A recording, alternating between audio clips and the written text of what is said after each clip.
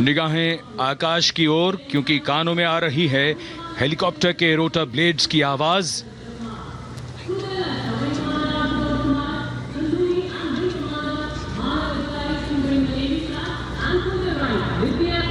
कोहरे के आसमान में इनकी लाइट्स, इनका प्रकाश दिखता हुआ।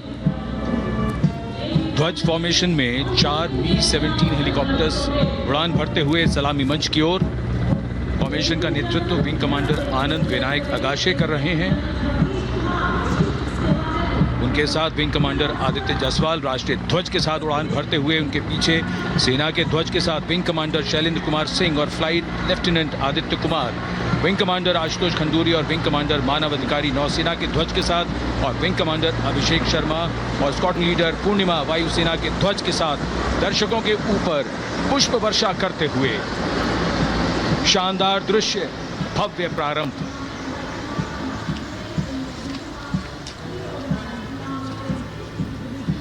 तो शानदार दृश्य इस वक्त कर्तव्य पथ से सामने आ रहे हैं, पुष्प वर्षा करते हुए। ग्रुप कैप्टन डीके पांडे भी कुछ यहाँ पर कहना चाह रहे हैं। MI-17 से पुष्प वर्षा हो रही है, बारे में बताइए। ध्वज फॉर्मेशन था, 4 मी-17 रशियन हेलीकॉप्टर्स हैं, इनके द्वारा ये उनको टाइमिंग की आती है जब वो परेड कमांडर ठीक मुख्य डायस के सामने होते हैं, राष्ट्रपति महोदय के सामने जब होंगे, उसी समय टाइम आउट किया गया और पुष्प वर्षा करके सबके साथ ये कोऑर्डिनेशन और एक अच्छे प्रोफेशनलिज्म का प्रदर्शन आपके सामने। पुष्प वर्षा करते हुए वहां पर जो लोग इस वक्त मौजूद हैं वो देख सकते हैं कि भारतीय वायुसेना कैसे पुष्प वर्षा कर रही है। आप इन तस्वीरों में भी देख सकते हैं। गणतंत्र दिवस का समारोह है, एक तरह से स्वागत भी है मुख्य अतिथि का और गणतंत्र दिवस का जश्न भी है। और इस वक्त परेड का नेतृत्व कर रहे हैं लेफ्टिनेंट जनरल भवनीश कुमार।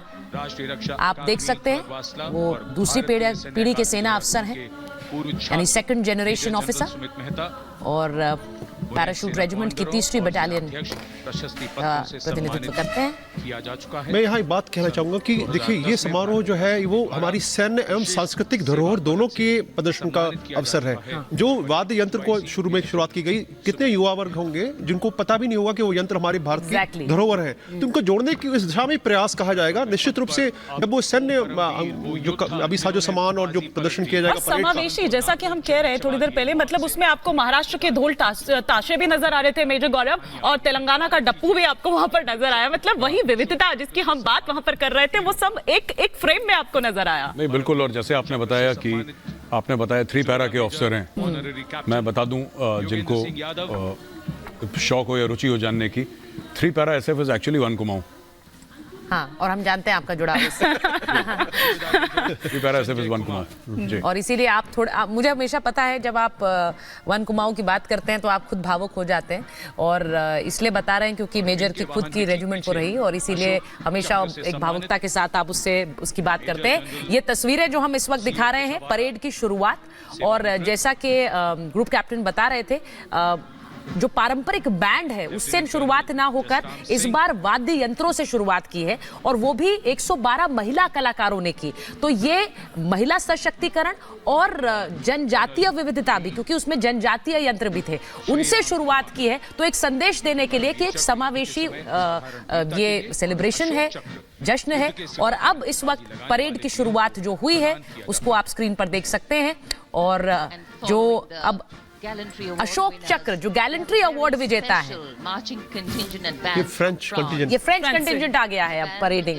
तो वही जो बेस्टल डे की आप बात कर रही थी थोड़ी देर पहले सुचरिता, कुछ ऐसा ही एक बार फिर से हम यहाँ देख पा रहे हैं। और ये फ्रांसीसी सेना के 30 संगीत बैंड जिनका नेतृत्व कैप्टन खुर्दा कर रहे हैं। ग्रुप कैप्टन, आप कुछ कहना चाह रहे हैं? जी, मैं कह रहा हूँ ये जो टोटल कंटिजेंट है 95 जो इसमें वो है सैनिक हैं, और जो बैंड भी है ये फ्रेंच बैंड है, और इसमें 33 सदस्यों का ये बैंड है। और निश्चित रूप से वो दोनों देशों के बीच में जो एक सामंजस्य बढ़ता जा रहा है समय के साथ, हम हर फील्ड में, चाहे वो सैन्य हो, चाहे स्पेस हो, चाहे क्लाइमेट चेंज हो, चाहे साइबर सिक्योरिटी हो, हर क्षेत्र में हम बहुमुखी तरीके से उनके साथ एक सामंजस्य बिठा रहे हैं। और ध्यान रहे कि फ्रांस जो है हमारा 11वां ऐसा मुल्क है जो कि 11th लार्जेस्ट इन्वेस्टर है भारत में, और उनकी लगभग 1200 से अधिक जो कंपनियां हैं, फ्रेंच कंपनियां, वो भारत में जो है अपना करतब दिखा रही हैं। तो निश्चित रूप से एक केमिस्ट्री हमारे दोनों देशों के बीच में वो बहुत तेज़ी से बढ़ रही है। और साथ में जो एक डॉक्यूमेंट तैयार किया गया था 2047, जिसमें कि इन आगे भविष्य में किस प्रकार से हमें आगे कदम से कदम बढ़ना है विकास की ओर, आर्थिक उन्नति की ओर, उसके बारे में एक रूपरेखा तैयार की गई, रोड मैप तैयार किया गया है। और देखना यह है कि हम किस प्रकार से क्रियान्वित कर पाते हैं। और जो हमारा लक्ष्य है कि हम एक लार्जेस्ट इकोनॉमी बने, थर्ड लार्जेस्ट इकोनॉमी बने, उस तरफ एक निश्चित रूप से उस दिशा में एक कदम होगा ये। और फ्रांस का जो ये दस्ता है, ये फ्रेंच रेजिमेंट, ये वो रेजिमेंट है जो दुनिया के अलग अलग देशों में अपने सैनिकों को भेजता है।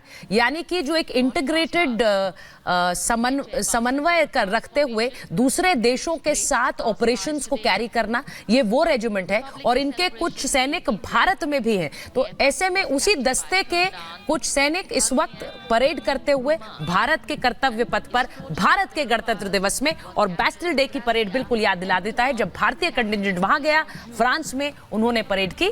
और ये तस्वीरें अब 61 कैवलरी दस्ता इस वक्त परेड में आगे बढ़ते हुए कर्तव्य पथ पर। और 61 कैवलरी के बारे में मेजर अगर आप बताना चाहें।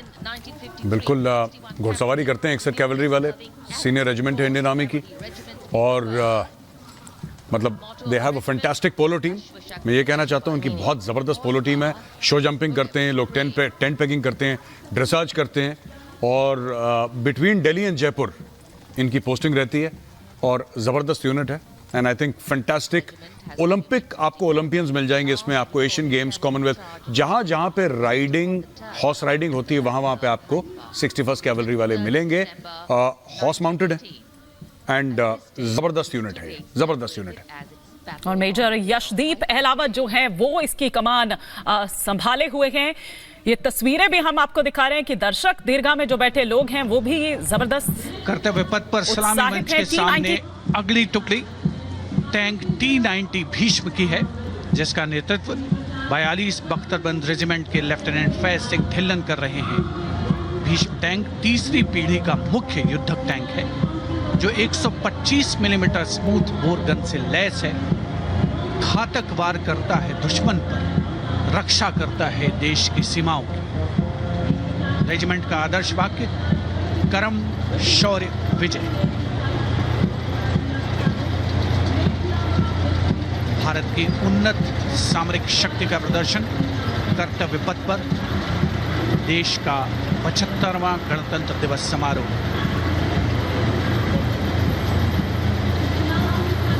T90 भीष्म रात के समय भी दुश्मन पर प्रहार करने में सक्षम है। और इसके ठीक पीछे है नाग मिसाइल सिस्टम।